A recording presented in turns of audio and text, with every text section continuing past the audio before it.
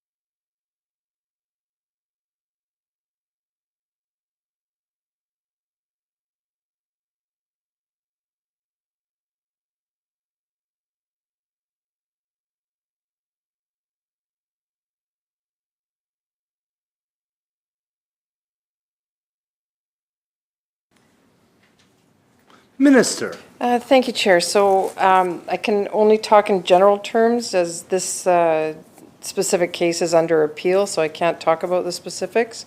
So in general, the purpose of the tax is to ensure that people who own residential homes in BC are contributing their fair share of taxes, and there are a number of credits and exemptions that exist to ensure that the tax is working as intended. There is a tax credit that allows foreign owners who live in their homes to get credit for the income taxes that they pay in BC.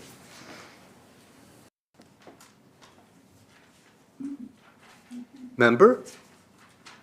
Thanks, Honorable Chair. Well, let me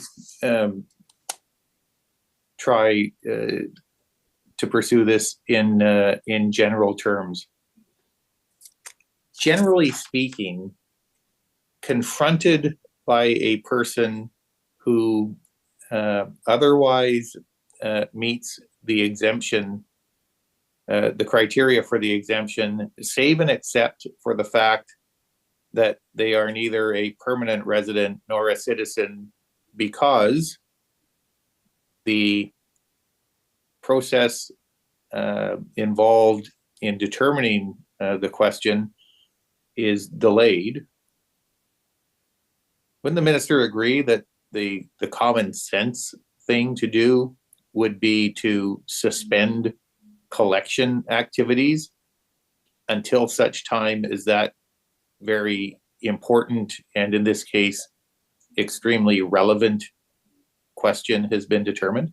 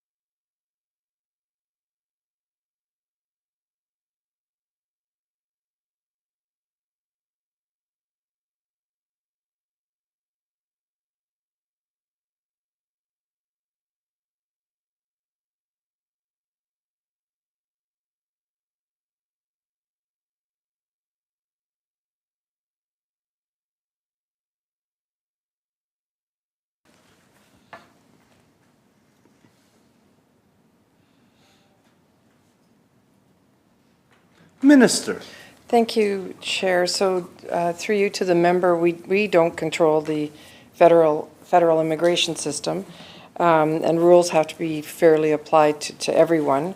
The additional property transfer tax, otherwise known as the foreign buyers tax, works in the same way. Member. Thanks, Honorable Chair. I'm always curious when the answer one receives from an official, any official, is to try and justify something that makes no common sense by pointing to something else that doesn't make any common sense. Look, here's what I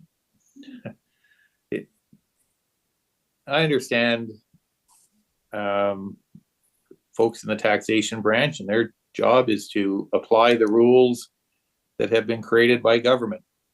These rules have been created by this government. And the fact that circumstances arise where innocent people are being made to pay an unreasonable price because of inflexibility and unreasonableness on the part of government doesn't make it any more palatable.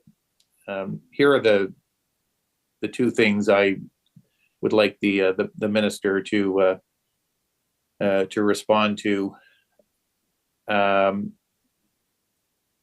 First of all, does she agree that in circumstances where someone has lived in a home that they own for upwards of a decade, they have demonstrated that they are not speculators, and that the only reason they are being chased by government, harassed by government to pay funds that they don't have, the only reason for that is because a separate branch of government is taking an inordinately long time to deal with the application they have submitted, as they are required to do and have submitted responsibly, that they should receive some sort of undertaking that if that application resolves itself favorably, the tax won't apply. So that's the first thing. The first common sense, reasonable thing would be for the minister, through her ministry, to advise people in that circumstance that there will be a suspension to collections activities pending the resolution of the application, and if the application resolves itself favorably in the person's favor, there will be a waive or write-off of the fees. That's the first thing. Interested to know what the minister, in a general sense, whether she believes that is a reasonable approach to take. Secondly, apparently, people who, and there may not be a lot of them, but for the ones that are caught in this conundrum, it is certainly top of mind. The advice being rendered by people within the ministry goes like this: because your permanent residency application has not been resolved and you cannot demonstrate to our satisfaction that you are a permanent resident as required by the requirements set by the minister and her colleagues in government, the only thing we can suggest is that you move out of your home and rent it to someone else. Now there's an interesting approach to say to someone who has lived in the same home that they own for over a decade, whose husband has passed away in the process, that the only way they can avoid paying a tax that shouldn't apply to them in the first place is to move out of that home and rent it to someone else. Of course, ignoring the fact that the person needs to live somewhere themselves. Is that advice that the minister agrees with and has directed staff to provide to someone in these circumstances?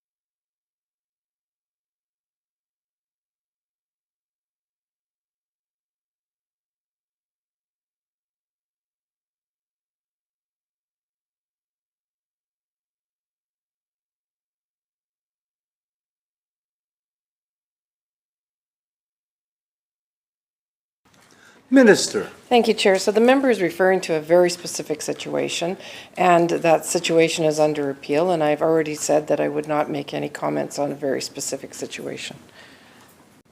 Recognizing a member for Kamloops North Thompson. Thank you. Well, just to put a bow on that, and then I'll move on to some general, especially targeting Vote 27 questions to start off with. I think the conundrum here is you have a homeowner who's living in a home where speculation tax is supposed to make sure there's not an empty home. The home is not empty, and the advice they've been given is move out and potentially rent it to, I don't know, an international student or someone that's going to university, and that's okay. And then you go and find somewhere else to rent, and then you don't have to pay tax. Totally defeats the whole purpose of the tax in the first place, I think is the point the member from Abbotsford West is trying to put out there, is that, when in the absence of what would be any type of a common sense way of viewing this through a lens of anyone, other than somebody just reading word for word the government is policy, it makes people scratch their heads. In terms of GCPE, and I do thank the minister for the answers last week, reading through Hansard, and I do apologize, it was off and on through the weekend, so by the time I could really read through and find when Hansard had the information up permanently, some of the answers triggered other questions. In a more general sense for GCPE, not on the finite like I did last week in terms of some of the polling. But I do notice that the GCP's budget, it's actually increased, and I'm reading from page 40 now in the, what's the official word of this booklet, the supplement to the estimates, under Vote 27. It appears that their budget has increased by 7.9%. This is a single year increase over last year. That is the largest increase for GCPE in the 7 years under this NDP government. Convenient that it seems to be going up in an election year, I guess. The 24-25 budget for informational advertising and publications, it went up, and it seems to have gone up 22.5%, a single year increase. Now granted, it's an election year, so some of that might be accounted for elections BC, but I'm guessing not all of it. So there's significantly more spending that has been identified. And this really ties into what the minister had said in one of her answers, where she said previously the minister stated the base budget for GCP is $3.438 million for advertising, and there are some contingencies as well. But when you dig in 21-22 as an example, the actual spending for GCP was $26.8 million, while the blue book in the budget was $10.6 million. That's a pretty significant, not really what some would say some contingencies, that's significant contingencies when you're talking over a doubling of that dollar figure. I'm just wondering how much has actually been approved for advertising from contingencies to this point, and if none, is there a cap on the total advertising contingencies that could be expended in this year?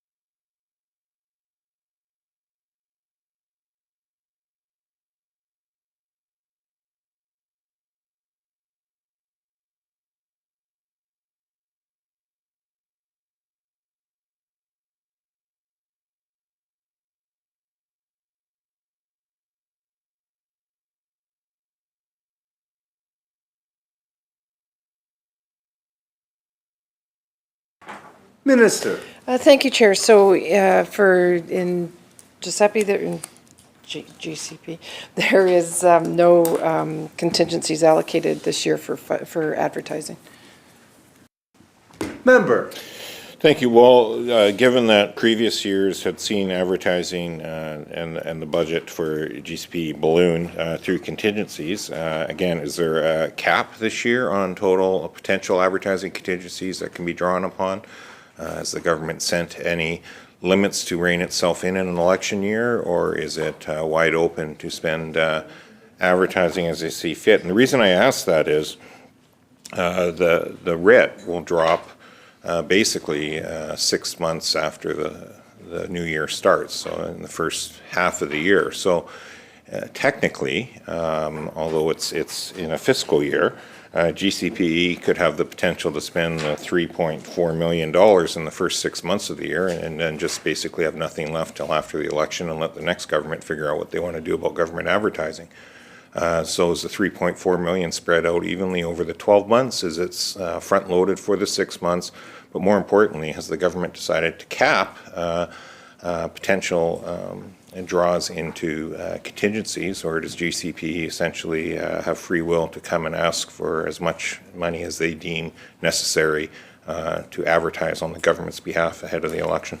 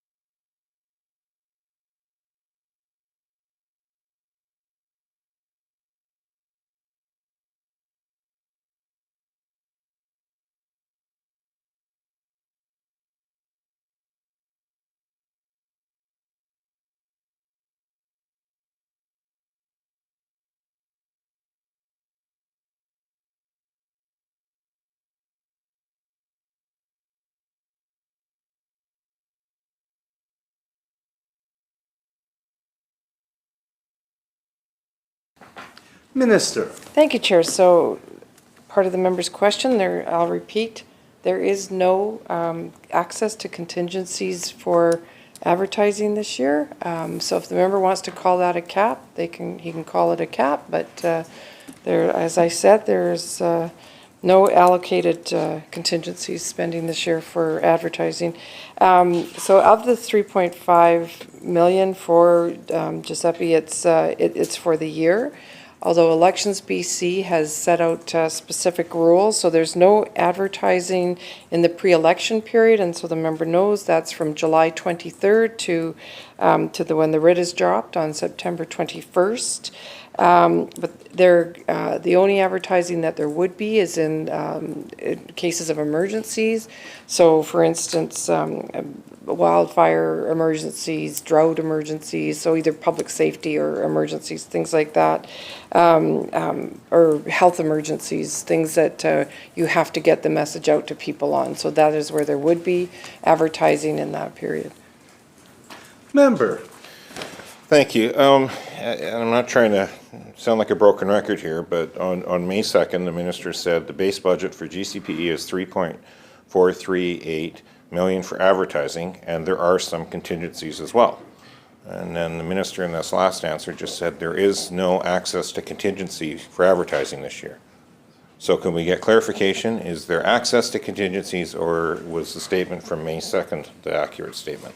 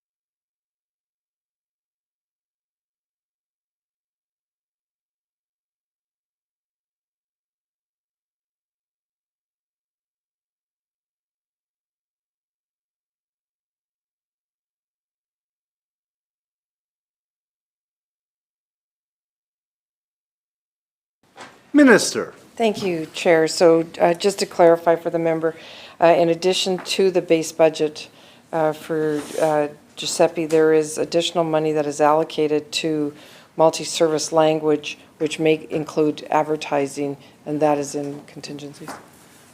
Member. Thank you. I guess a dollar around that would be appreciated as well. As well as, can we have an explanation why there's lots of other areas where you may see a budget lift in the budget, but it's not actually even, wouldn't necessarily keep pace with the rate of the collective agreement when you actually dig into how much of it is attributed to wages versus others. So it starts to get very convoluted, but here it's a pretty tight subsection in terms of GCPE, where we see the 7.9% single year increase. Can the minister explain why and where that 7.9% increase was needed, especially in the backdrop of an election year, and that GCPE would only be actually doing their work up until July, it sounds like, and then the election period would kick in, where they could only be doing emergency type advertising, and then there'd be an election, and then there'd be a new government swearing in. So you're looking at 5 to 6 months of downtime for GCPE, yet they seem to have an almost 8% increase in their budget. Why is that?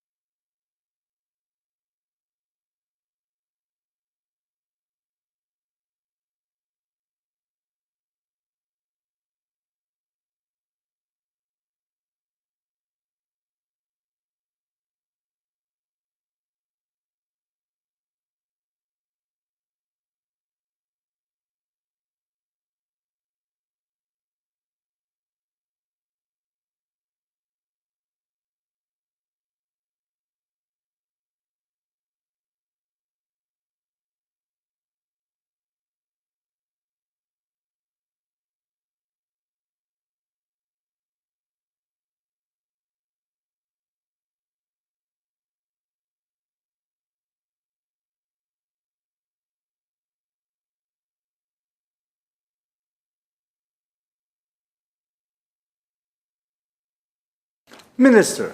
Thank you, Chair. We did get the number the member was looking for, 1.6 million. And I want to clarify with the member, I do take exception to his comments. The summer is actually the busiest time of the year for Giuseppe in some years, and I don't think this year will be any different. We have a significant worry about the snowpack. We have a worry about drought. We have a worry about wildfires. So staff will be working. And the budget, as I had said, it's an annual budget. So there's a budget for the entire year. Staff will be working after the election. But I do want to clarify, the staff are very busy. I know the member full well knows the amount of advertising and messages that had gone out in his own community when wildfires was very difficult there. So the member, I just want to make sure the member knows that, and all ministries do that. All ministries budget for the full year.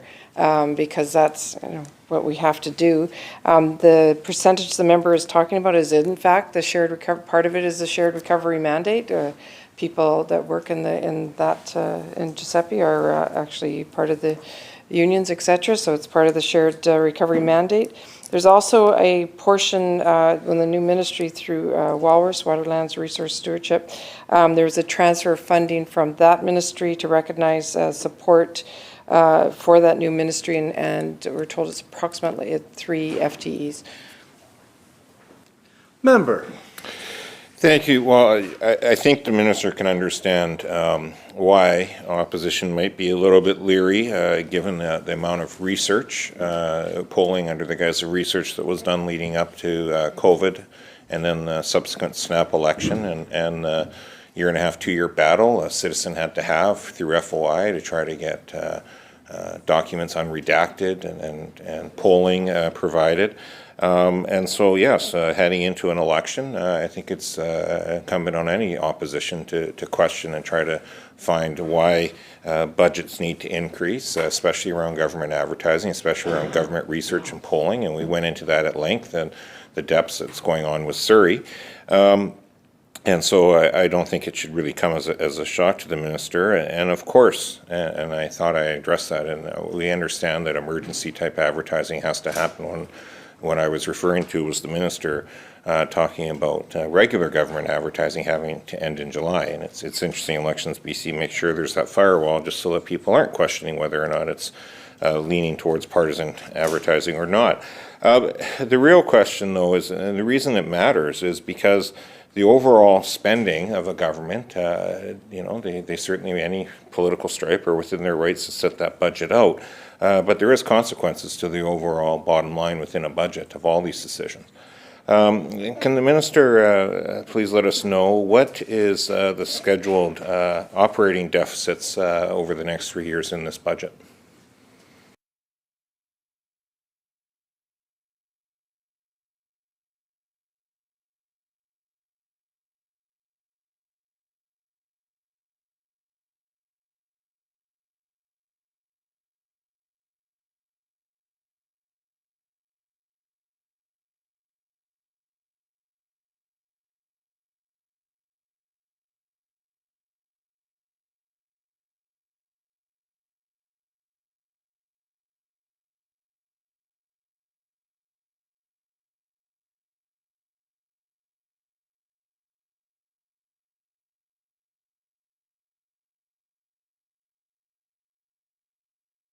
Sorry, Minister. Thank you, Chair. Yes, they're actually on page 1 of the budget and fiscal plan. I'm sure the members perused it, but I will quote them back out to him. 24-25 is 7 million or 7,911,911. 25-26 is 7,773, and 26-27 is 6,288, all on a declining deficit. Member. Thank you. And I was also confirming that the $22 billion is actually operating deficits, not just general overall deficit as it relates to capital spending and others as well. In terms of the overall operating deficit, it seems to have grown over the last couple of years. If memory serves, I think when the government first came in 2017 or so, There was another year or so to finish off the operating deficit, and then the government was able to run for several years without an operating deficit. There doesn't seem to be a move post-COVID to try to get out of an operating deficit. In fact, it seems to be getting worse in the short term here. With Cost BC, or sorry, Clean BC, we have modeling done that the government actually had commissioned to look at the economic impacts of the plan, to try to get emissions to drive down and what that would look like as a roadmap to 2030. Now, this plan ends out in 2027, which gets us about halfway of the way to that 2030 horizon. One would think that major steps would have to be taken between now and 2027 to try to get emissions under control in BC and the economic consequence. Was any of the modeling done for the government around the impacts of what it would take to have to shut down the economy and the potential drop in our GDP over that time frame to 2030? Has any of that been factored into this 3-year fiscal plan?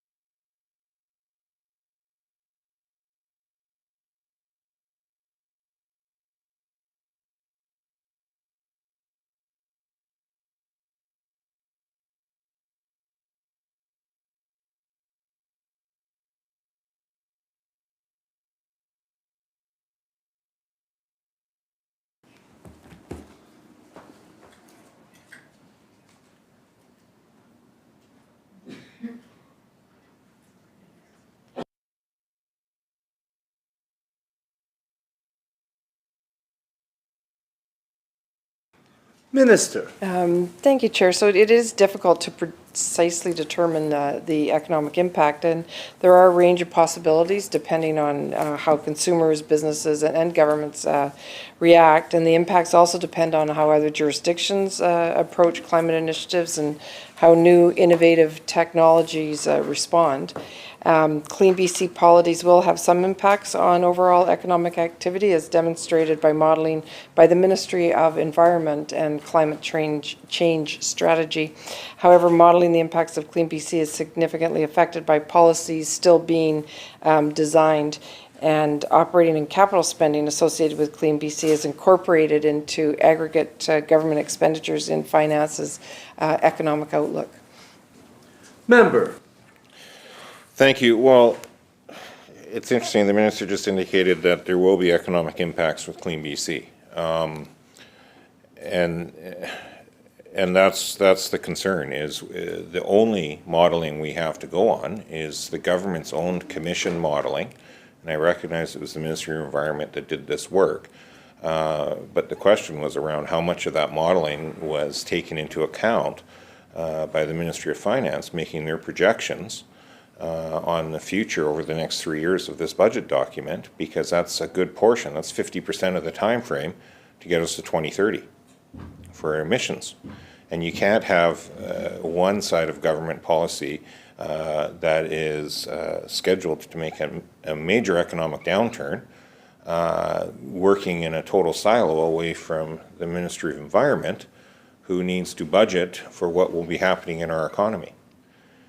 Now, when this government first took over, I pointed that out, that in fact the Ministry of Finance was budgeting for emissions to rise with their revenue projections on carbon taxation over and above the increase of carbon tax, going up by $5 every year.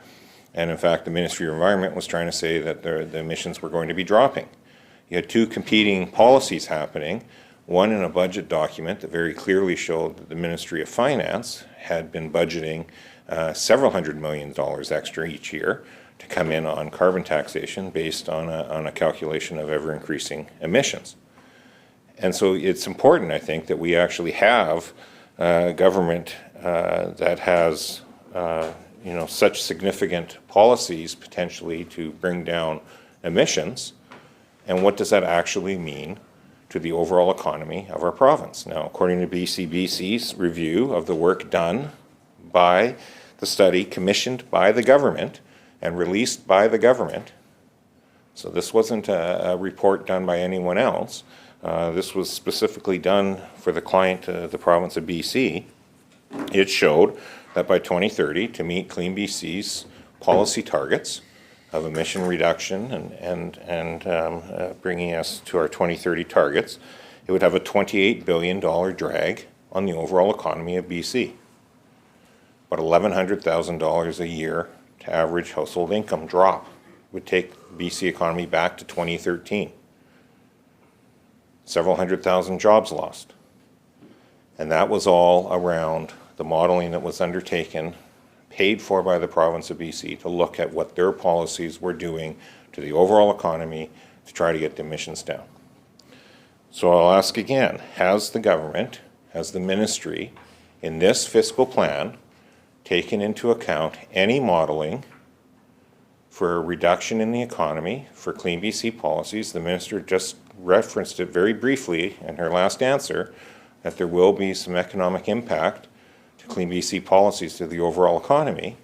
How significant, if we're going to get to a 2030 emission target, has that been factored in to this fiscal plan that takes account 50% of that time frame to getting us to the 2030 deadline?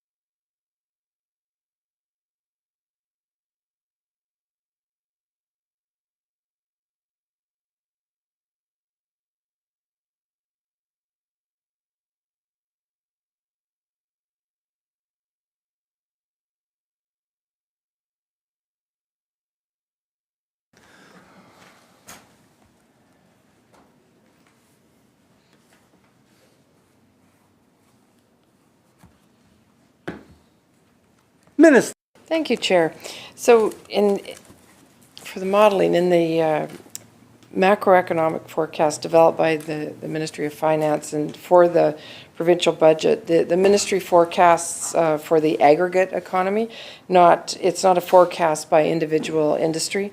It is a forecast of overall economic activities by various spending categories. And actually, if the member looks at page 99 in the budget, it lists the different categories, such as consumer spending, government expenditures, investment spending, the exports and imports. So it's all, those are all part of those categories. As well, I just want to point out to the member that there's a lot of information on the BC Economic Forecast Council, which has a wide variety of input, opinions, which we look at, which is, is very interesting and very, the member sat through the economic forecast discussions in December of this last year that helped us moving forward with our budget. But as I said, they're all different opinions, and it's interesting. The member referred to the BC Business Council. Well, they had originally given an Economic Forecast Council that was submitted for the Economic Forecast Council meeting in December, where they had raised their concerns, as the member is speaking about, and they'd given us for 2024 0.6, 0.5 for 2025, 0.4 for 2026, 0.4 for 2027, and 0.4 for 2028. But they republished their report after reconsidering, and for now, for 2023, it was 0.9. 2024 has actually gone up to 0.7, and 2025 has gone up substantially from 0.5 to 1.6. So I think they probably relooked at their numbers and are giving a much better forecast. Member. Thank you. So we have modeling done by the Ministry of Environment. The government is trying to walk away from and say that they don't agree with. It's not accurate.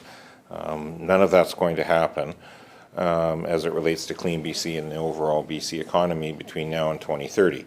The minister said Clean BC policies will have some impact on economic activity. Is the minister saying that the ministry has done separate modeling specific to Clean BC and the budget, or is it just based on that other modeling that was undertaken by the Ministry of Environment?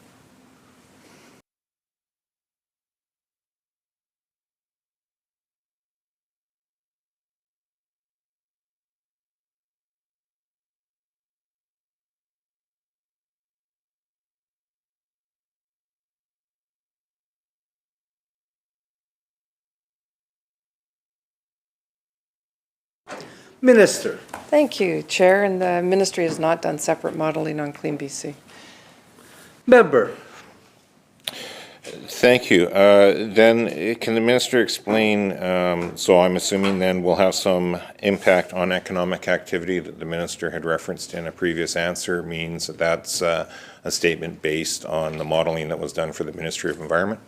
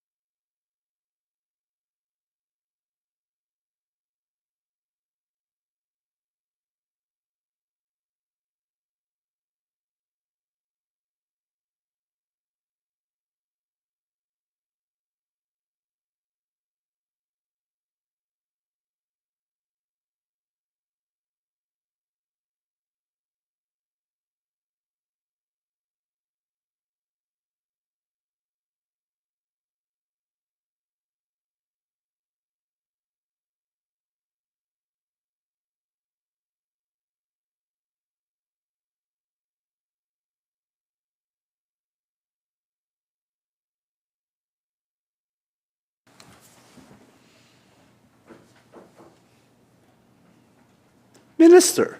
Thank you, Chair. So it's based on general expectations of how the economy may respond when pursuing environmental policies that reduce emissions. And it's not based on individuals, industries' specific impacts or modeling. Member. Thank you. Well, why this is important is, the 2022 modeling, which is the latest, most current emissions that we have from the feds for BC, shows that BC is actually 6.7 megatons higher than the projections are supposed to be for 2025 to meet our targets. So we're nowhere near staying on pace, given that this is a budget that spans those timeframes. In fact, the 2 megaton annual growth since 2020. And so that's, again, worrisome. So the minister said that assumptions and policy decisions haven't materialized yet. Is that there is other assumptions and policy decisions that are essentially ready to go, but just didn't make it in this budget, just as we've seen with other capital projects, didn't make it in time for printing, but they will form the foundation of next year's 3-year budget plan, or is it that there hasn't been any of those conversations taking place yet at all?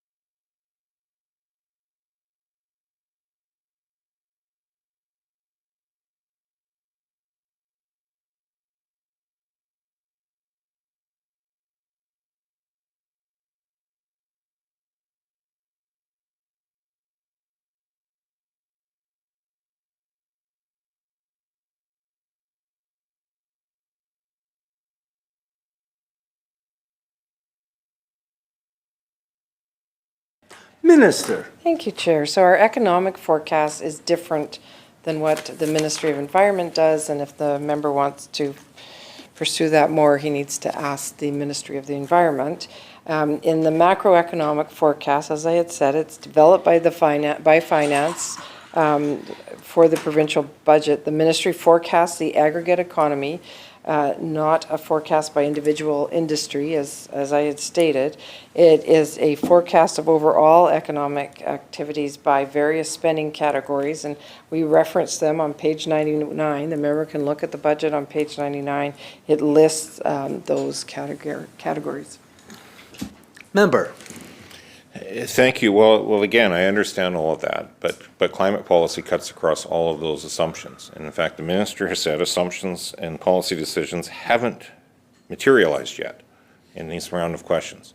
The minister has also said, in relation to government policy around Clean BC, it will have some impact on economic activity. I don't know, in the backdrop of recognizing that assumptions and policy decisions still have to be made, and that there will be an impact, economic impact, to the government, how a Ministry of Finance would not be modeling in the potential ramifications of policy decisions they're going to make in other parts of government. That would be like saying that the Ministry of Forests, and I know this minister used to be a Ministry of Forests, doesn't even get asked their opinion on what's going to happen in the forest sector when the Ministry of Finance decides to put in a number for what's going to happen in the forest sector over the next 3 years of a financial plan. It simply defies logic that there wouldn't be a larger view by the Ministry of Finance to help guide policy decision by government on things around trying to drive down emissions across the board in BC, because we know it has to happen everywhere, and what that will or won't do to the economy so the government can make decisions, policy decisions, weighing out economic benefit versus environmental benefit. That would seem to be a pretty standard weighing out of decisions government has to make across all sorts of ministries. In this case, dealing specifically with our GHG emission targets, which are 6.7 megatons higher based on current government policy and budgetary measures. Because it does have an overall impact to our economy, as the minister has already acknowledged earlier on in this. And why it matters, again, is there's a finite number of resources and financial resources the public generally has. When the minister signed off through the chair on this year's fiscal plan, was the minister aware that taxpayer-supported debt per person was increasing from $8,540 in 2016-2017 when this government took over to $21,542 per person when this fiscal plan runs its course over the next 3 years? Was the minister aware that that's what she was approving with this fiscal plan?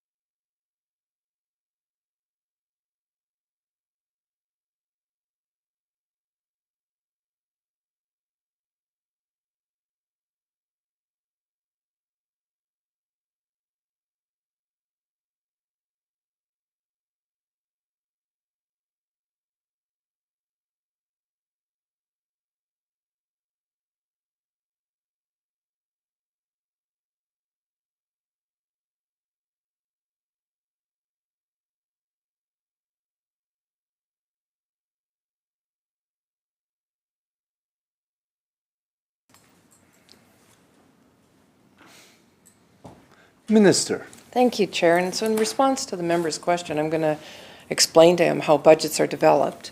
So it's a very collective process. It's a process of discussions with not only cabinet members, but it's also discussions with involving Treasury Board and Treasury Board decisions.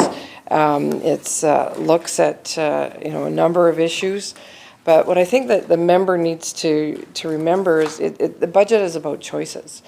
And the choice for us was to say to people in this province that affordability is an issue. And right now, coming out of the pandemic, we need to make sure that we are supporting people.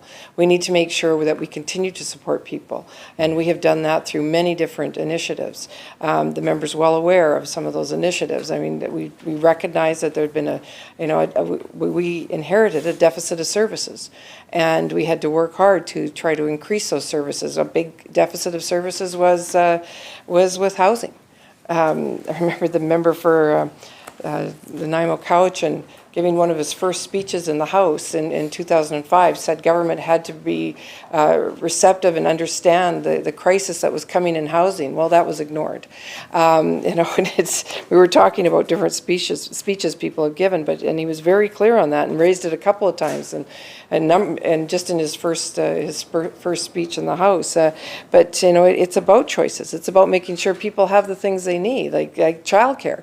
There's been a significant investment in childcare, and it has reduced significant benefits to people, like in the millions and millions of dollars that have gone back into people's pockets in this province, including the member's own constituency. We need to make sure that we are, building the childcare that supports people so they can go back to work. And I think I've already said it in over our 4 days in estimates, but over 120,000 women have returned to the workforce, and most of them directly attributed to childcare, so that they're back in the workforce, contributing to the economy. So the member needs to know that. It really is about choices. And we will continue to make choices that are about people, supporting people in this province with things like housing and like childcare, making sure that we've got the supports that people need, and those are things that we're going to continue to do. I have a long list of affordability measures, but I will stop there because I know the member has other questions he wants to get to, but I think it's really important to acknowledge that as a government, we have made choices, and our choices are to support people in this province. Member. Thank you. So again, the question was the minister aware that the debt, the taxpayer-supported debt per person will increase from $8,540 in 2016-2017 when this government took over to $21,542, assuming no more further credit downgrades, which would increase the cost of borrowing in 26-27.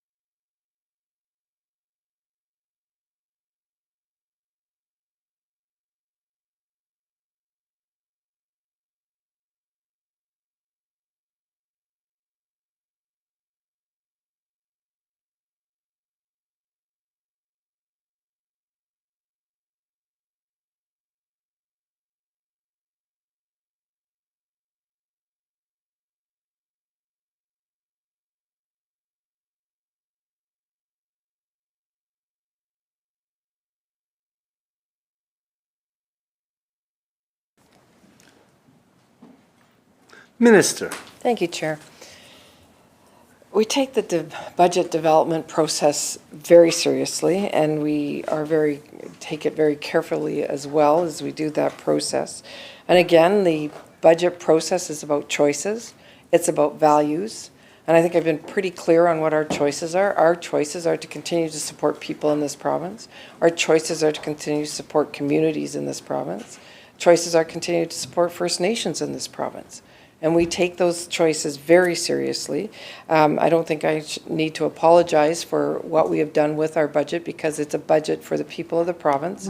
It's a budget that makes sure that we are taking care of people in this province. And I will remind the member, we are the only jurisdiction, only provincial jurisdiction in the country that continues to have a AAA rating. So the member refers to the credit ratings. We have a AAA rating. Member. Thank you. Well, the minister has confirmed that Clean BC policies will have some impact on economic activity, that assumptions and policy decisions haven't materialized yet, that in fact ministries and ministers all collaborate on the forming of the budget. It sounds like she is aware and made the choice to take the debt per person to $21,542, although she doesn't want to say that. I don't know why not. It's in black and white, so just saying that I don't see why it elicited the two answers it did, but that's fine. Within those two answers, though, the minister in this last one just said they made decisions around a wide variety of policy areas within this budget, which got us to that debt. That's in a backdrop of rising emissions. What I didn't hear was that the government made any policy decisions to actually bring down emissions with this budget. So was the reality of this budget and this 3-year fiscal plan to make those decisions on those other areas the minister talked about on the backdrop of rising emissions, and that is the policy and the decisions that went, so to speak, to the back burner by this government in this budget, given that we will have some economic impact with Clean BC decisions, and some of those assumptions and policy decisions haven't materialized yet. Those are the minister's words, not mine.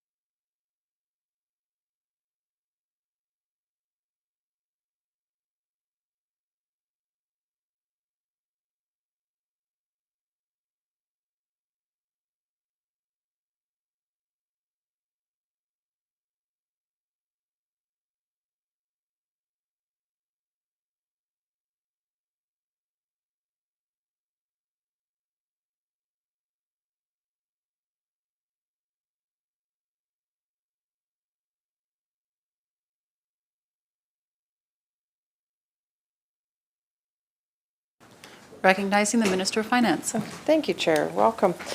So the budget actually does lay out examples of our policies that help to bring down emissions. The member can read all of it if he starts on page 19, but I'll just highlight some of it because I think it's important. So Budget 2024 reaffirms government's commitment to the Clean BC plan through $318 million over the fiscal plan period in new operating funding to continue Clean BC grant and rebate programs for clean transportation, energy-efficient buildings and communities, and support the development and implementation of regulatory measures to continue the transition to a low-carbon economy.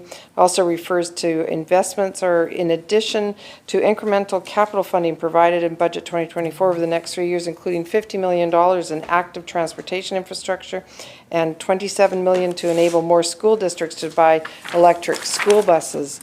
It goes on to talk about our investment in the critical minerals, critical mineral strategy, $24 million in funding over 3 years to ensure adequate resources for regional and major mines permitting. And we all know that we need critical minerals in order to have a clean BC, a clean economy. I remind people about we all need our cell phones, our iPads, our computers, and if we don't have those, we don't get those without critical minerals. So it's another thing that we need. We can't even build towers for for solar energy, for wind, anything like that. We need critical minerals.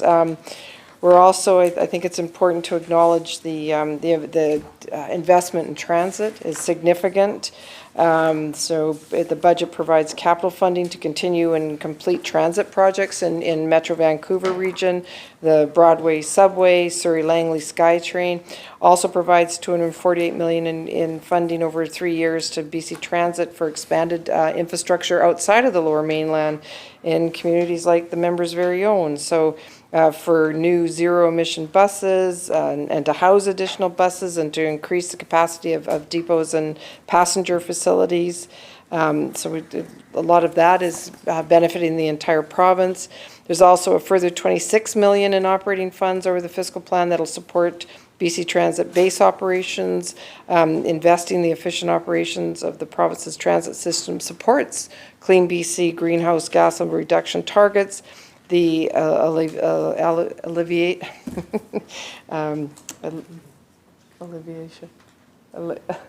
alleviation, I can't say it, of traffic congestion and ensures transit continues to be a reliable, safe, and affordable service for British Columbians. And it goes on. There's a lot more there.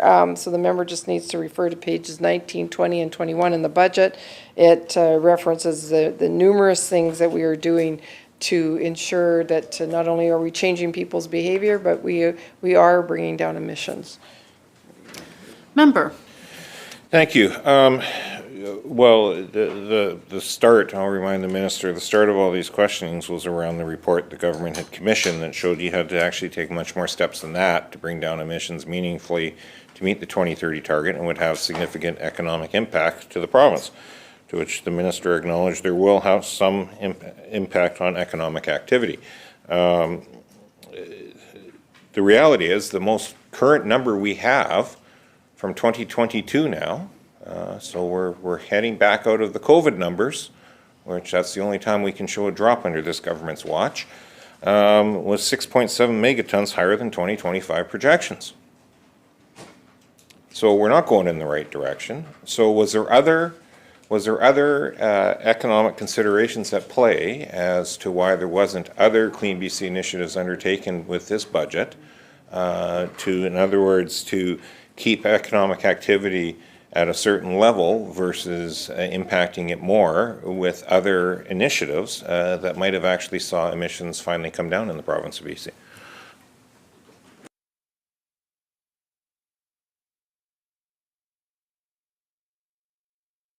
Minister. Thank you, Chair. I just listed off a whole number of economic things that we've done in the budget to bring down emissions, and I think the questions that the member is getting into are more appropriately directed to the Ministry of Environment.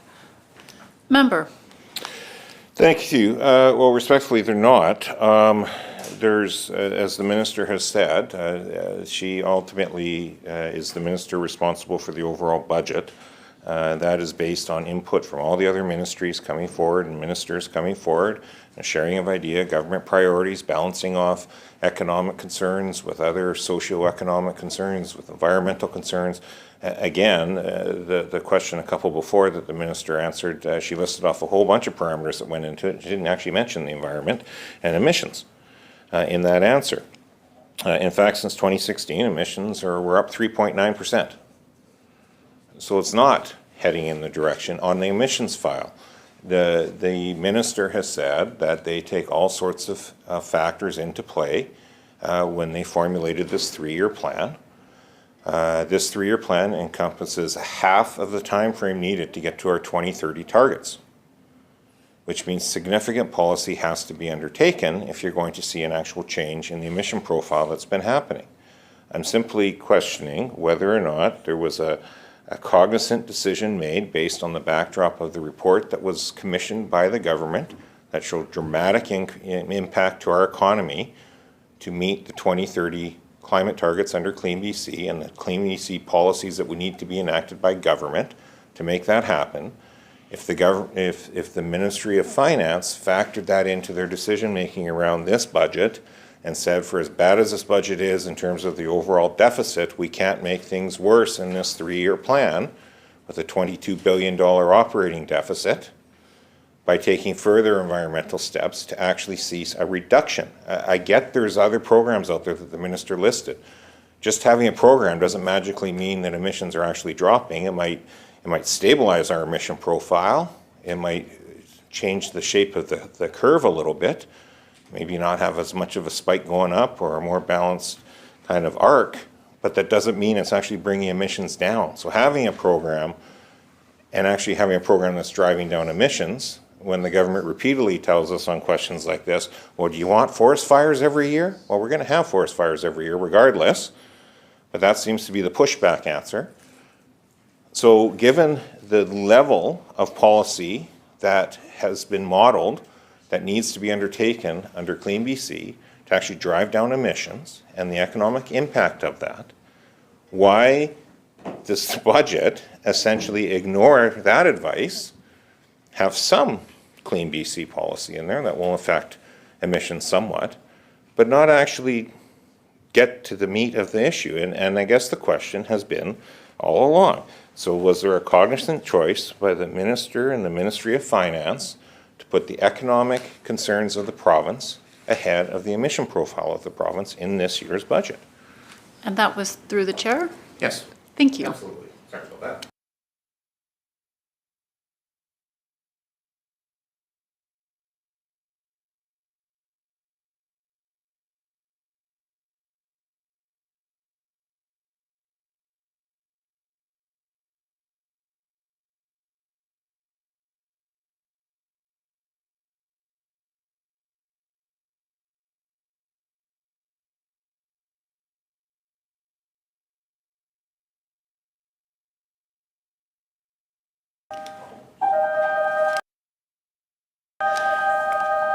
The bells have been called in main chamber, so we will have a short recess. Thank you.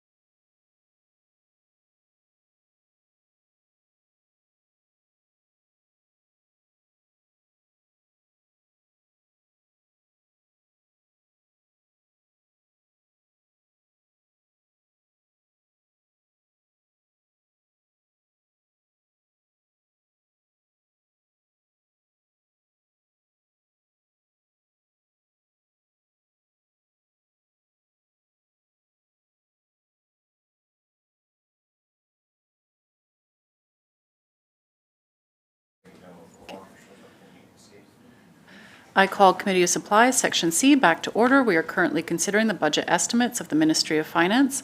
I now recognize the Minister. Thank you, Chair. And in response to the members' questions before the break, this government is committed to Clean BC and our climate agenda. Each budget makes investments that support the achievement of Clean BC. Budget 2024, which is what this estimate is all about, makes investments in active transportation, BC Transit, zero-emission vehicle buses, grants and rebate programs, and capital projects like the Surrey-Langley SkyTrain. Member. Thank you. Shifting gears, I've got a kind of general question, and then just so the Minister knows, I'll probably wrap up with a couple BC Securities Commission questions about the Bridgemark case, just so in case there's any staff. Okay, I'll still get it on the record, and then anyways. In terms of first quarter results that will be published, I know the Minister has established September 15th, on or before September 15th, they have to come out. I just want clarification. If the Minister is not available on or before September 15th to release the first quarter update, is either a Deputy Minister or another Minister authorized to release that report?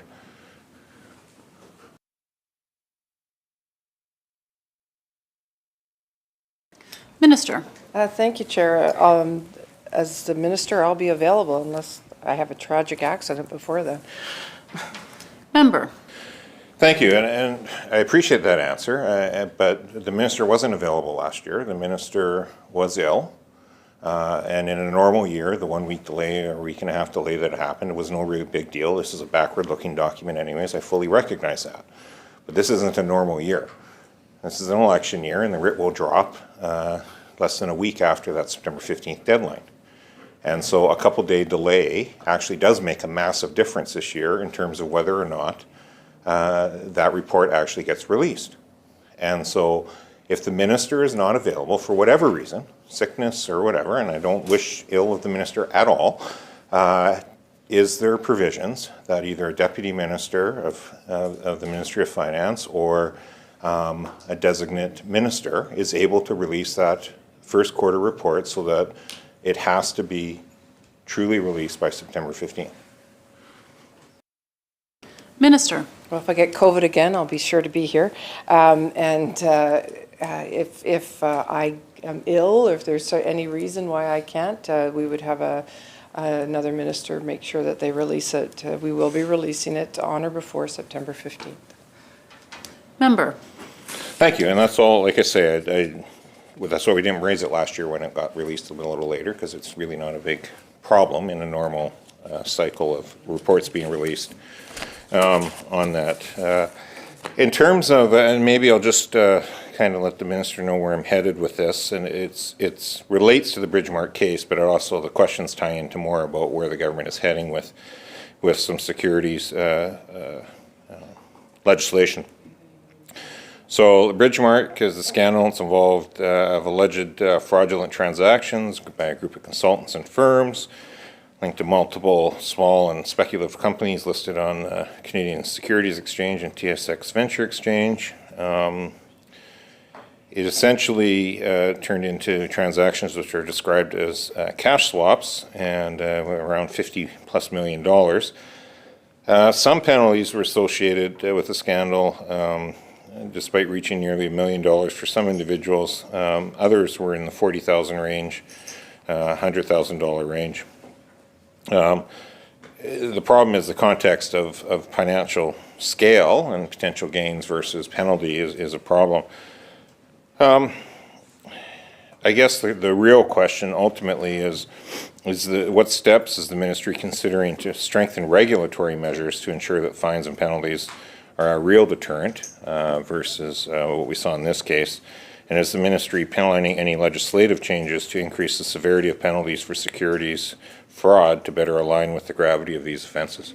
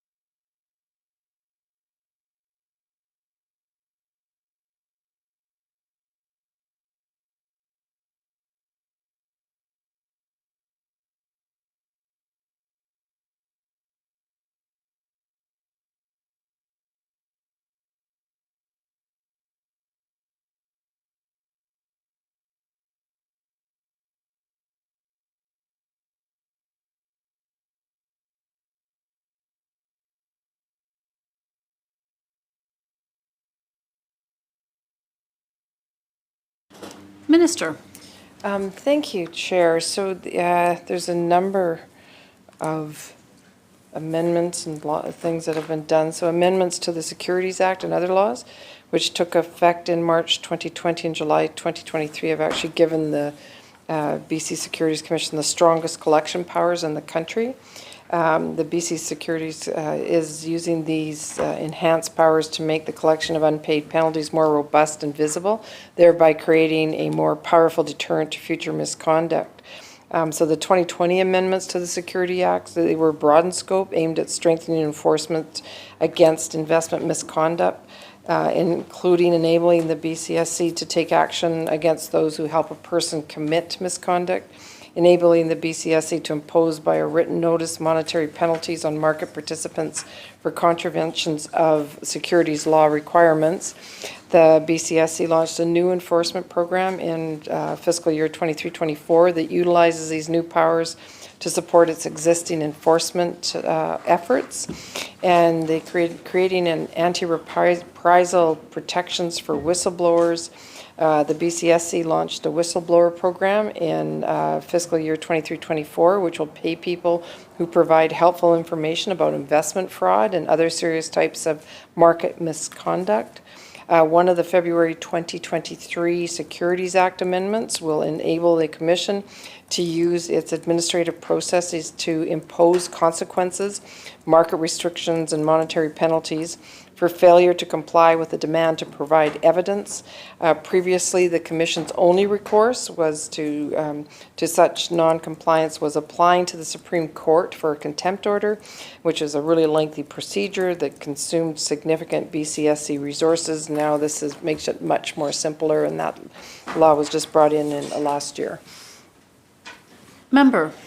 Sorry, and perhaps it was a clunky way I delivered the question, but in all of that, and I believe, if I recall, we supported, BC United supported those amendments that were changes that were brought in.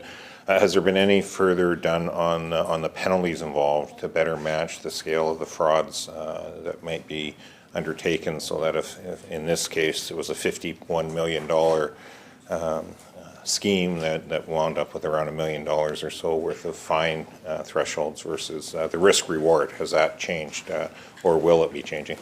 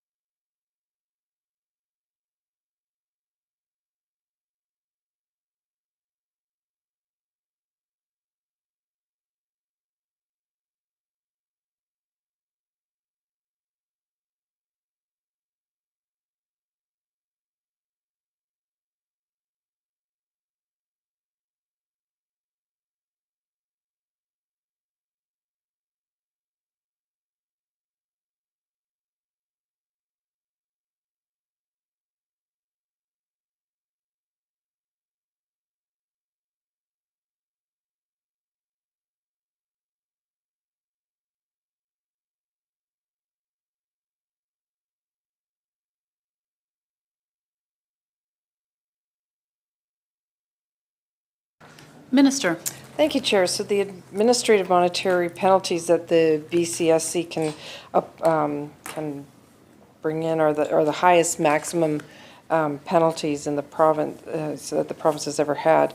In addition, the Securities Commission can impose discouragement orders, which can be imposed, can impose significant penalties on wrongdoers by forcing them to actually give up their ill-gotten gains that they would have got through the transaction. So we already have very significant penalties. Member. Thank you. Well, I think I'm out of time now, so I'll just say thank you to the minister and her staff as well. And I'll end with is I certainly look forward to next year being somebody answering questions versus having to keep asking questions. So with that, thanks for the time. Seeing no further questions, I ask the minister if they'd like to make any closing remarks. I'll just close by saying that we as government will look forward to the member coming back as opposition to ask questions. So do I have... Thank you, Minister, and all members. Seeing no further questions, I'll now call the vote. Shall vote 26 pass? Aye. Motion is carried, and I recognize the minister to move the next vote. I move vote number 27, resolve that a sum not exceeding $31,660,000 be granted to His Majesty to defray the expenses of Ministry of Finance, Government Communications and Public Engagement to March 31st, 2025. The question, members, is shall vote 27 pass? Aye. Motion is carried. So ordered. I recognize the minister for the next vote. I move that vote number 28, resolve that a sum not exceeding $69,815,000 be granted to His Majesty to defray the expenses of Ministry of Finance, BC Public Service Agency to March 31st, 2025. Shall vote 28 pass? Aye. So ordered. Motion is carried. And the next vote, minister. I move that vote number 29, resolve that a sum not exceeding $1,000 be granted to His Majesty to defray the expenses of Ministry of Finance, benefits and other employment costs to March 31st, 2025. The question is, shall vote 29 pass? Aye. Carried and so ordered. And we are on the next one. Thank you, Minister. Thank you. Vote number 47. I move resolved that a sum not exceeding $1,976,474,000 be granted to His Majesty to defray the expenses of management of public funds and debt, it's repeated, to March 31st, 2025. Shall vote 47 pass? Aye. So ordered. And the next vote, minister, please. I move that vote number 48, resolve that a sum not exceeding $3,885 million be granted to His Majesty to defray the expenses of other appropriations contingencies to March 31st, 2025. Shall vote 48 pass? Aye. So ordered. Minister, can you move the next vote? I move that vote number 49, resolve that a sum not exceeding $6,666,197,000 be granted to His Majesty to defray the expenses of other appropriations, capital funding to March 31st, 2025. Shall vote 49 pass? Aye. So ordered. And minister? I move that vote number 50, resolve that a sum not exceeding $1,000 be granted to His Majesty to defray the expenses of other appropriations, commissions on collection of public funds to March 31st, 2025. Shall vote 50 pass? Aye. So ordered. Minister? I move that vote number 51, resolve that a sum not exceeding $1,000 be granted to His Majesty to defray the expenses of other appropriations, allowances for doubtful revenue accounts to March 31st, 2025. Shall vote 51 pass? Aye. So ordered. Minister? And I move that vote number 52, resolve that a sum not exceeding $3,492 million be granted to His Majesty to defray the expenses of other appropriations, tax transfers to March 31st, 2025. Shall vote 52 pass? Aye. So ordered. And that brings us to the conclusion. We'll have a 5-minute recess. Thank you, members.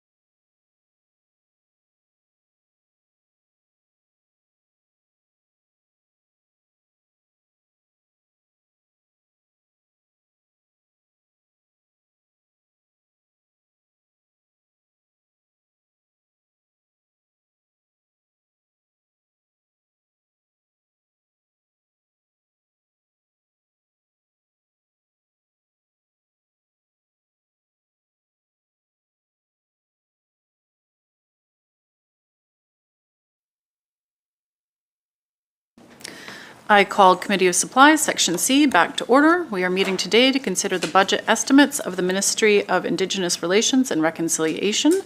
I now recognize the Minister to move the vote. Thank you very much, Madam Chair. Resolved that a sum not exceeding $59,002,000 be granted to His Majesty to defray the expenses of the Ministry of Indigenous Relations and Reconciliation, Ministry Operations, to March 31st, 2025.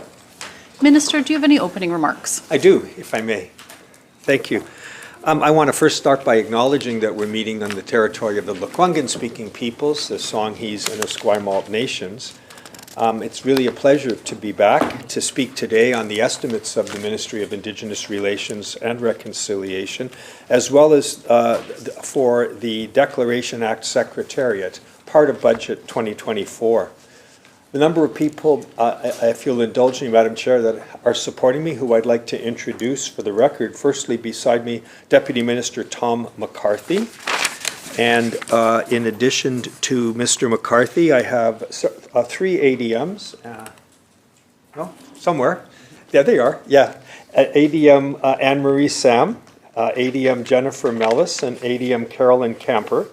In addition, Richard Purnell, who is our executive lead on the new fiscal relationship, Raman Dale, who is our Chief Financial Officer and Executive Director, and Celia Solos from the First Peoples Cultural Council. From the Declaration Act Secretariat, we're joined by Jessica Wood, Sisit Yox, who is the Deputy Minister there, and with her Sa'ad, Priscilla Sabas-Watts, the Assistant Deputy Minister of Legislative Transformation and Engagement. It's really an honor, Madam Speaker, to be here to speak on the tremendous work that Indigenous peoples in this government are doing together to implement the Declaration on the Rights of Indigenous Peoples Act. I'd like to start by reminding every member of this House of how we got to this point. It starts in 2015 when the Truth and Reconciliation Commission of Canada released its calls to action. These 94 calls to action lay out a path to be followed if we are to achieve true and meaningful reconciliation. 6 years of hearings, testimony from 6,000 residential school survivors and their loved ones. In that process, the survivors spoke truth to the legacy of the residential school system in Canada and its intergenerational and ongoing impact on Indigenous peoples. It was residential school survivors who asked all governments to adopt and implement the United Nations Declaration on the Rights of Indigenous Peoples as our guide. It was survivors who asked for its adoption, not just into customary international law, but into domestic common law here in British Columbia and Canada. If reconciliation starts with truth and respect, then our collective journey begins here with the calls to action. And that's why BC was the first to adopt the UN Declaration into law. I'm proud to say that since those days of denial and court battles, BC has deeply and fundamentally changed our relationship with Indigenous peoples. I'm proud of the work of the Secretariat and the Ministry and the whole of government to advance reconciliation and specifically to implement the UN Declaration in BC by means of the Declaration Act. Our government does things differently.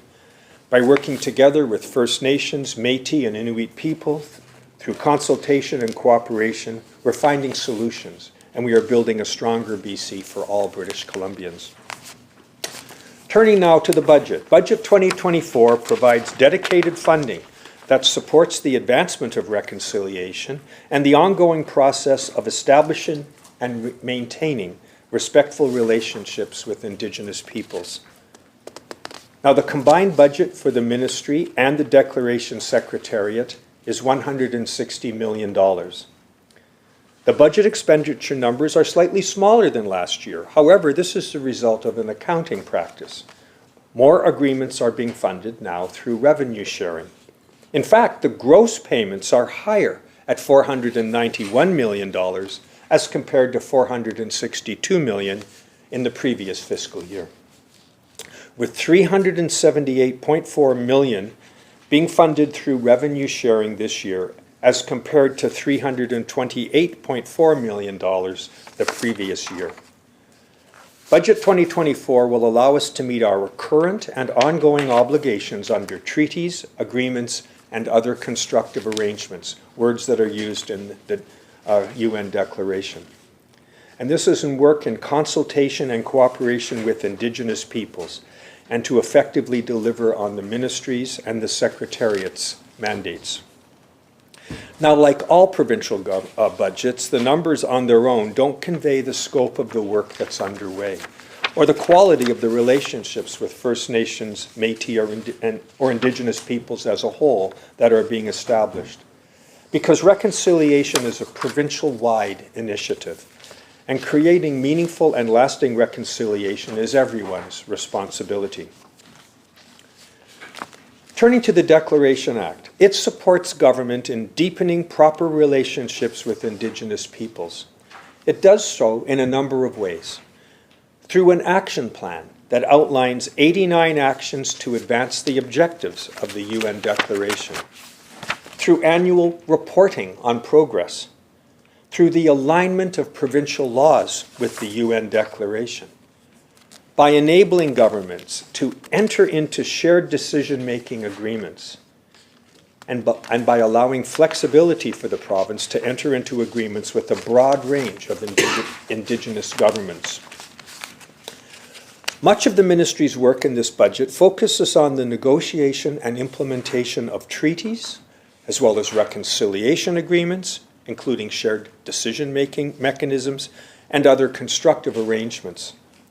Our government is focused on upholding Indigenous rights, including Title, Section 35 of the Constitution Act 1982, and supporting long-term, flexible agreements that can evolve over time. I have quite a list of agreements, and I'm sure the members will wish to get into the specifics of those agreements in their questions.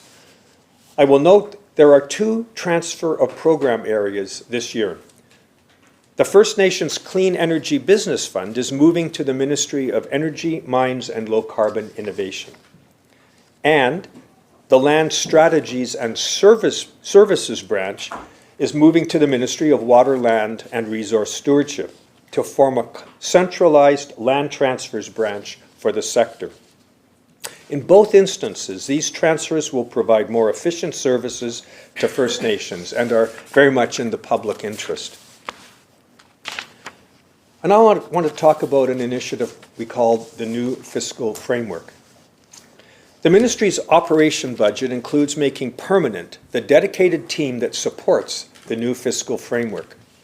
Up until 2017, BC's fiscal relationship with First Nations governments was largely short-term, reactive, and ad hoc. This government knows reconciliation is a rising tide that lifts all boats. By focusing on agreements with First Nations that prioritize the broader economy, we are taking recognition of rights to its full potential. Indigenous governments, like all governments, require sources of revenue to deliver services and meet accountabilities to their citizens. Indigenous peoples should be able to exercise and have full employment of their rights to self-determination and self-government. We've already taken big steps. In 2019, we started sharing $100 million a year in gaming revenue with every First Nation in this province. In 2022, we more than doubled forestry revenue sharing to more than $120 million each year. Through ongoing agreements with all First Nations, we're making a real difference in people's lives. We knew that when we started this work that developing a new fiscal framework would take time, effort, and deep engagement. It requires bringing everyone along, and that is the work underway. I want to turn now to the First Nations Equity Fund. While it is a budget item that sits with the Ministry of Finance, I'm incredibly pleased to see the development of a provincial First Nations equity financing framework. By establishing tools to help support equity financing opportunities for First Nations, they can develop strong economic development partnerships. These include equity loan guarantees and other supports for First Nations meaningful participation in projects where there is shared interest and readiness with the province. Budget 2024 legislation will establish a First Nations equity financing special account with a $10 million inaugural balance to help support immediate capacity needs for those First Nations actively considering equity participation in priority projects. This special account also allows us to provide provincial guarantees for equity loans undertaken by First Nations interested in projects. Consistent with the approach in other jurisdictions, the special account will have a cumulative loan guarantee limit of $1 billion and will be reviewed every year. Throughout the coming months, I look forward to supporting the Ministry of Finance as they consult and cooperate with First Nations and organizations and engaging business leaders across BC to help develop a First Nations equity financing framework. These new equity financing tools will support inclusive project partnerships as we continue to support First Nations self-determination and meaningful participation in economic opportunities. Now back to my own ministry. Sharing revenue with First Nation communities remains an important tool of reconciliation. It supports implementation of the UN Declaration and the self-determined pursuit of economic, social, and community development. This year, we are forecasting $385 million projected revenue sharing for forestry, mining, tourism, and oil and gas, and a forecast $100 million in gaming revenue sharing. Recognizing First Nations as orders of government with their own rights and responsibilities and sharing the wealth generated by economic opportunities in our province helps support economic growth in First Nation communities and for all British Columbians. I want to talk a little bit about engagements. We continue our effort to bringing partners, industry, and the public along in our work with Indigenous peoples in BC. Open houses, public information sharing, and what we heard reports were developed on engagements for the Kitsilus Treaty and the Kitsim-Kalim Treaty, as well as several open houses with the Tamuk Treaty Association. Public and stakeholder engagement has been a cornerstone of this process during the treaty land entitlement, settlement, and lands agreements. And we've been engaged deeply with our many partners for the past 4 months on Bill 13, entitled Land Title and Property Law Amendment Act 2024, gaining awareness and support for administrative changes to the ways First Nations can acquire, hold, and register fee simple land in BC, and reducing discriminatory and racist barriers from the past. Again, engagement has been foundational in our work with the people of Haida Gwaii and continues to be a significant focus for the ministry at the community level. We all witnessed that support by local government leaders and others in the gallery during first reading of Bill 25 on Haida Title. To them and all those who support reconciliation, I say Hawa, thank you for being good people working together. I want to turn to the First Peoples Cultural Council. Part of my ministry's work toward reconciliation has to do with empowering Indigenous peoples to revitalize their culture and their languages. BC has exceptional language diversity, with half of all Indigenous languages in Canada originating here in BC. Across the province, 35 distinct First Nation languages are spoken. We are working in partnership to support First Nation communities in their efforts to restore their languages, their cultures, their arts, and their heritage. I'm pleased that Budget 2024-25 continues to strengthen First Nations-led efforts to revitalize Indigenous heritage languages, culture, and arts, continuing the $6 million permanent per year operational uplift to the First Peoples Cultural Council. Providing funding for the FPCC's core operations supports the increased investment and progress made in language revitalization since 2018. Through their partnership with the First Peoples Cultural Foundation, The FPCC is laying the groundwork so that First Nation languages, arts, and heritage can be passed on to future generations. Communities are developing language revitalization plans. They are training staff. They are implementing programs that make a difference by documenting the languages and creating new speakers. We want to help build a province where First Nations languages and cultures are living, used, and celebrated everywhere. I'd like to turn to the Declaration Act Secretariat.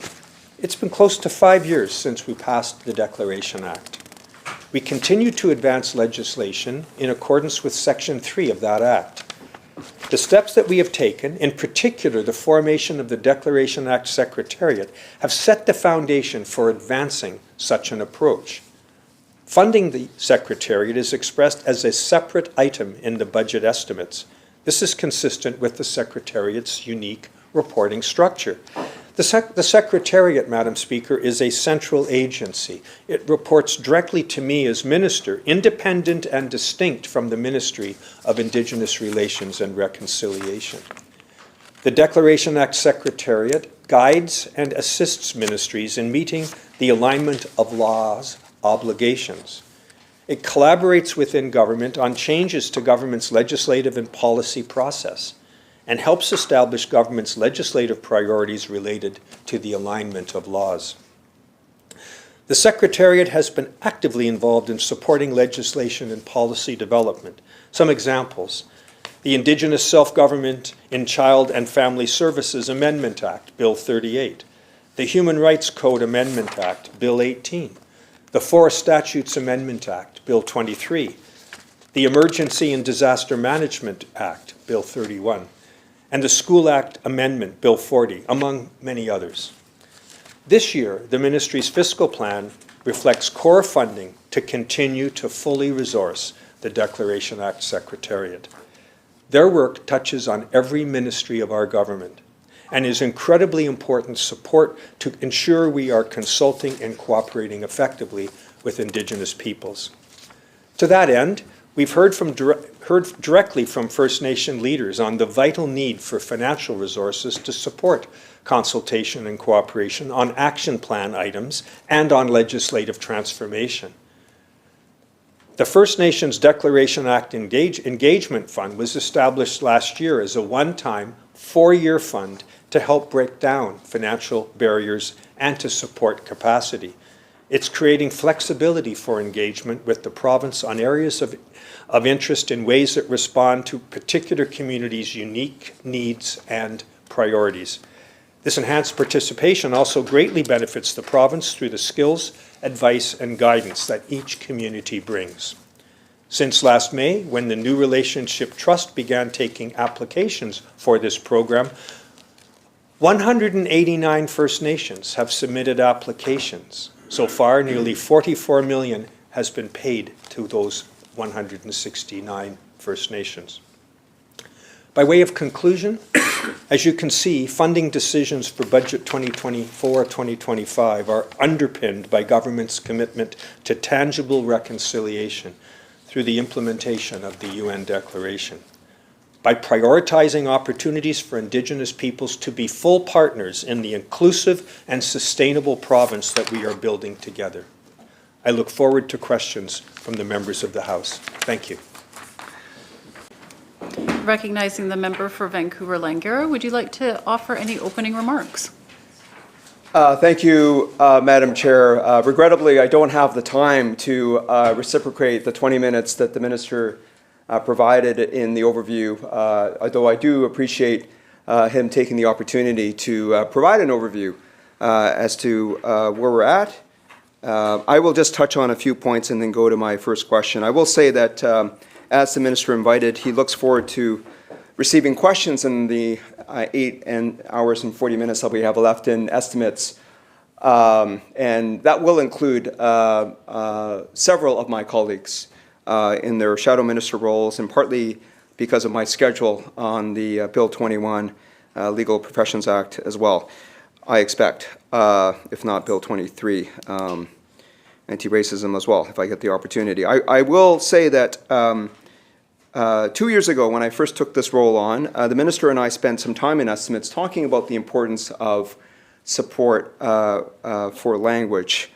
And I know that with the representation here for the First Peoples Cultural Council as well, the good work that is there, we spent some considerable time talking about that 2 years ago. We've spent time in the House certainly addressing the important work from the former Minister of Children and Family Development around Indigenous self-government when it comes to taking back responsibility for care for children. Certainly, I appreciated the opportunity to join in that debate and review, as well as the Emergency Management and Disaster Recovery Bill, as well as the School Act, to name a few other bills the minister referred to. Of course, the minister did give a good shout out, so to speak, and I know that he and I had this conversation when the Leader of Official Opposition in Prince George in January called for an Indigenous Loan Guarantee Program in order to provide nations with the access to capital, both loan and otherwise, for equity participation and ownership in projects as we go forward, believing certainly in that importance of partnership with First Nations around economic growth for the province. And certainly we saw this government follow that in the budget, as well as the federal government in the ways they move forward. We look forward to the fiscal framework discussion that has been ongoing, including with the colleague, the member for Kamloops North Thompson, as the Shadow Minister of Finance, around the overall fiscal framework and the work that Richard Purnell has been doing, the good work there. And the recognition, of course, of the passage of DRIPA 5 years ago, as members of including myself, had the opportunity to review at length Bill 41, the member from Abbotsford West, and the recognizing the parameters under which and understandings that we had as members of the Legislative Assembly as to what it meant. And we've seen the government take that position in terms of it's an illustrative tool. It doesn't give new rights. Independently, there's no force and effect other than to be read through the lens of Section 35 jurisprudence. These are the kinds of points that the government's own lawyers made in the Mineral Tenure Act review, and I think that my colleagues will have an opportunity to hopefully have that discussion with the minister as well. But the minister, in his closing comments, did speak to the importance of Section 3 of the Declaration of the Rights of Indigenous Peoples Act, and I want to start there. On the government's website, there is a page that refers to, of course, the importance of alignment of laws. It deals with Section 3 of the Declaration Act, the government's efforts to ensure its laws, policies, and procedures are consistent with the UN Declaration. It also refers and links to a document which is entitled The Interim Approach to Implement the Requirements of Section 3 of the Declaration of the Rights of Indigenous Peoples Act, and the document is prepared by the Declaration Act Secretariat. The document makes clear it's interim only, and it indicates that it, in quotes, may be updated to incorporate additional information and guidance from the Declaration Act Secretariat. Through you, Madam Chair, to the Minister, would the Minister please explain what type of additional information and guidance may be coming that could cause an update to this approach?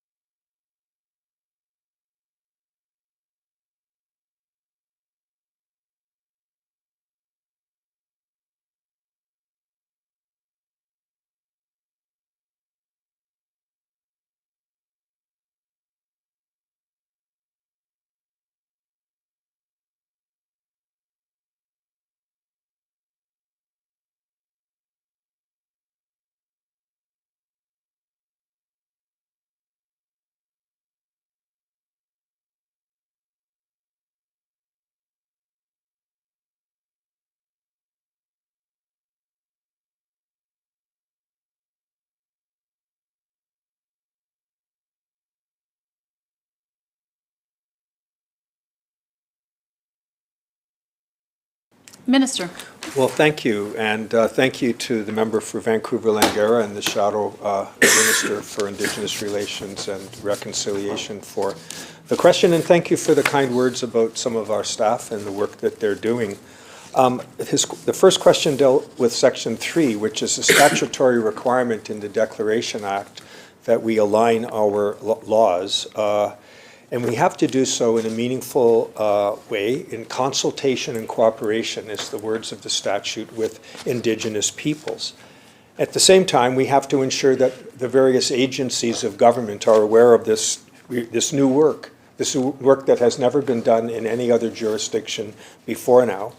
And so our goal is to use the interim guidance as required, this interim approach document that the member referenced, to provide every ministry and every sector of government with clear, transparent processes for how they are to work together with Indigenous peoples in developing our laws, our policies, and our practices, as required not only by the Declaration, Section 3, the Declaration Act, Section 3, but by Section 3. Now, the member specifically asks about the future, the evolution of this interim approach. It's obviously going to be updated as we work with the various agencies and with specific nations and Indigenous governing bodies. So, for example, active consultation is underway with the Leadership Council, the First Nation Leadership Council, the Alliance of Modern Treaty Nations, Métis Nation BC, and of course with individual nations to ensure that we're getting it right. And we're going to continue to try to get their expertise as we navigate a practice from the status quo, which again has never been, for which there's never been an effort to do alignment in the past, to try to ensure that we can end up entrenching something that is more permanent in nature. But I think it'll always be in an evolutionary status given the nature of the work that I've described. Member. Thank you, Madam Chair. I just have 20 minutes left, I think, on this committee for today. So recognizing that, I just asked the minister to recognize that and recognize that I do have some questions that I'm getting into now that I think it's important to give the opportunity to the minister and the ministry to clear the air, so to speak. So I'm combining now questions just because of where we are with 20 minutes left. So on the website, I see that this is the government's website, that it links to a report on Section 7 written by Dr. Roshan Dinesh, KC, and it indicates that it informed the interim approach. So I have three questions for the minister. Can the minister please explain to the House, how was Dr. Dinesh selected to write that report? Was Dr. Dinesh selected through a competitive bidding process? And if so, how much was Dr. Dinesh paid to write that report?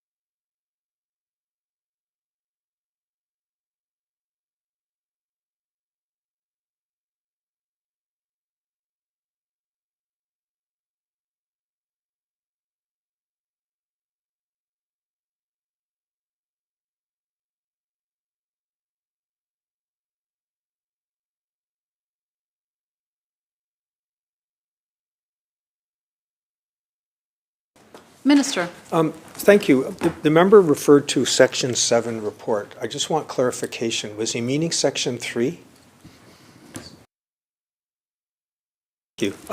So we will, of course, this was commissioned now more than 2 years, I think 2 years ago, so we will have to find that information and I will get it to the member in due course. Member. Thank you, Madam Chair, and I appreciate that I have a bit of a preoccupation with Section 7 as well for DRIPA and the Section 7 agreements. So I appreciate the Minister clarifying that. Of course, I'm referring to Section 3, which is the alignment of laws to do all things necessary. I appreciate the Minister may not have all the information with his team around him at this time, but I would suggest then that I will continue with my line of questions. The team around the Minister can take down the questions. The Minister, if he feels he's in a position to address the question, could do so, and we can knock a few off, so to speak. But to the extent that we're not able to, then I appreciate the Minister taking that down with his team and then reporting back in this committee process. I certainly would welcome that opportunity to have further discussion with the Minister about these questions. In the report itself, there are expert advisors included Jeffrey Burkett, Gib Van Oort, Doug MacArthur, Dr. Val Napoleon, Honourable Stephen Point, Dr. Judith Sayers, and the Honourable Jody Wilson-Raybould. And so my next question would be to ask how these experts were selected. Was the selection made by Dr. Dinesh, or was it made by the government?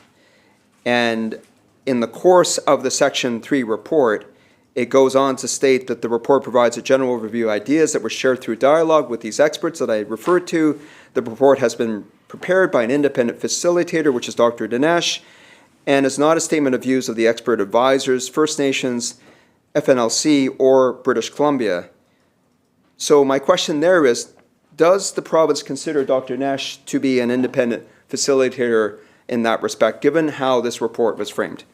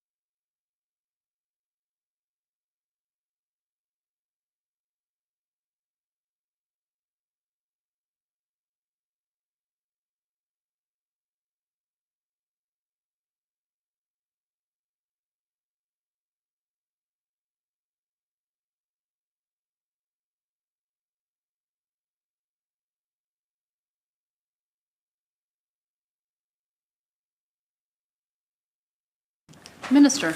I'm trying to do my best, Madam Chair, to bring recognition of the members' time constraints, and in fact, we're all under those constraints to get answers as quickly as I can. But I know we'll have other days on these questions. But this question was about the report that the member referenced by Dr. Dinesh. It was his report as the independent facilitator. It was developed in work that was led by my current Deputy Minister of the Declaration Act Secretariat, Jessica Wood, then as ADM in the Ministry of Indigenous Relations and Reconciliation.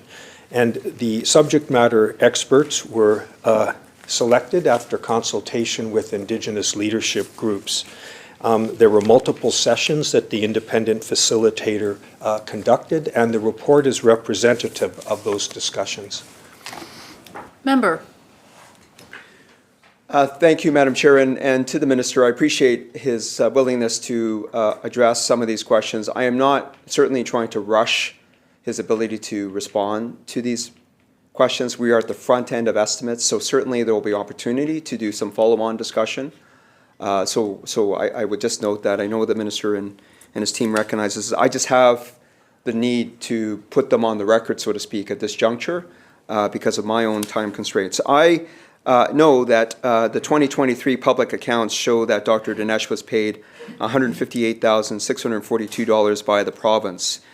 So I'd ask through you, Madam Chair, to the Minister, for 2023, the year ended March 31st, 2023, or 24, what would be the comprising, what work would he have done for that level of compensation? Did Dr. Dinesh do work for the province in the prior fiscal years? And has Dr. Dinesh been doing any further work since the year ended March 31st, 2023 has concluded?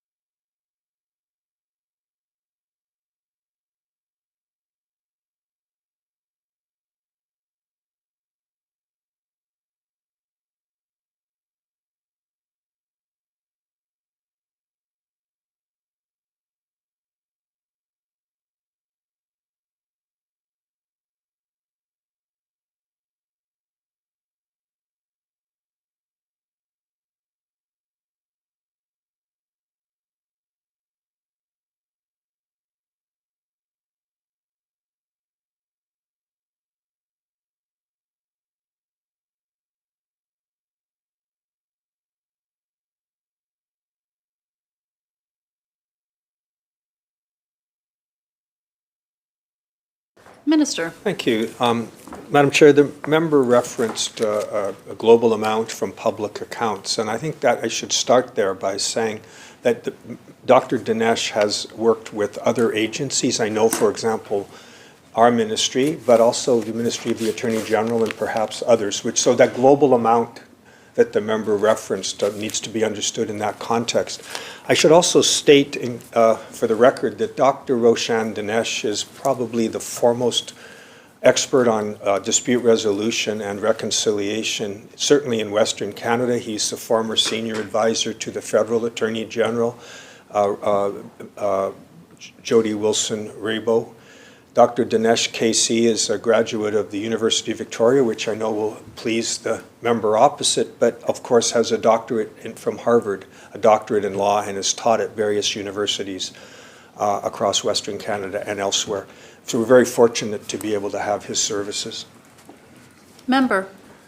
Thank you, Madam Chair, and certainly I do know Dr. Dinesh. He and I went to law school together for 3 years, from 93 to 96 at UVic Law School, and I did previously, like Dr. Dinesh, was a special advisor to a former and the first female Minister of Justice in Canada, Kim Campbell, back in the day. But I will say that the reason why, Madam Chair, we're asking these questions about Dr. Dinesh is that he plays a central role in this government, as he's had with other ministries, as the minister referred to. I would ask, through you, Madam Chair, to the minister whether he is aware of the working relationship between Dr. Dinesh and Doug White, the special counsel to the Premier in the Premier's office.